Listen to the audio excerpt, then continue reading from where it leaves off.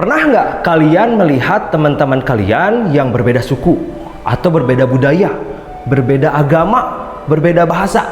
Nah, tapi mengapa ya kita masih bisa berkumpul dengan mereka?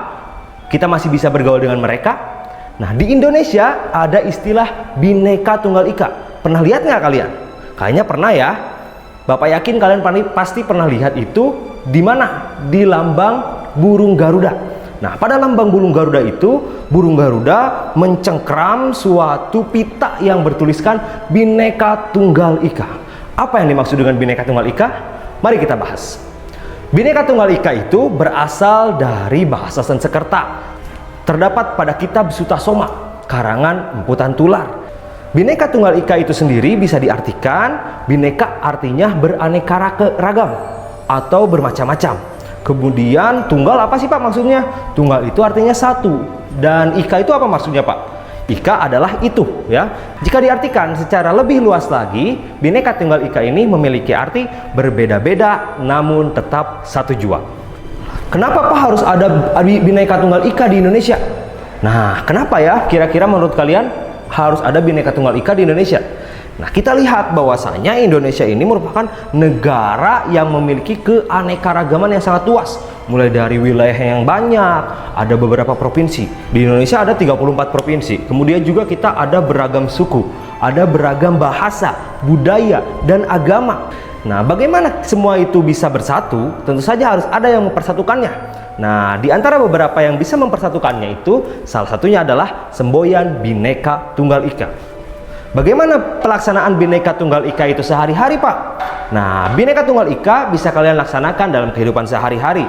Contohnya, kalian bisa meningkatkan rasa nasionalisme kalian.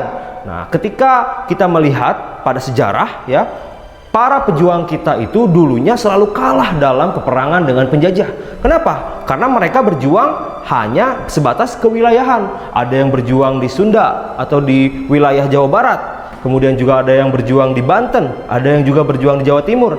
Hanya mereka saja, tidak ada persatuan. Tapi ketika semuanya bersatu, dimulai pada kebangkitan nasional tahun 1908, kemudian ada Sumpah Pemuda tahun 1928, kemudian pada puncaknya proklamasi kemerdekaan tahun 1945, semua orang bersatu padu untuk berusaha bisa memerdekakan diri sehingga kita bisa melepaskan diri dari para penjajah. Nah, itu salah satu sifat yang bisa kita laksanakan dalam Bhinneka Tunggal Ika.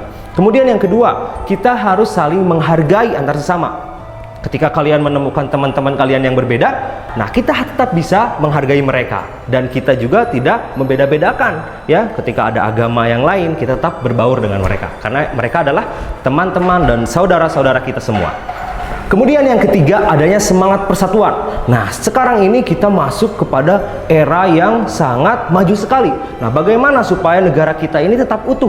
Kita harus selalu bersatu padu sehingga kita tidak melanggar aturan-aturan yang ada dari pemerintah. Kemudian juga kita senantiasa bangga terhadap bangsa Indonesia, menggunakan bahasa Indonesia sebagai bahasa nasional, dan juga kita selalu berusaha untuk sekolah dengan baik. Nah, itu merupakan salah satu tindakan-tindakan penting dalam pelaksanaan Bhinneka Tunggal Ika.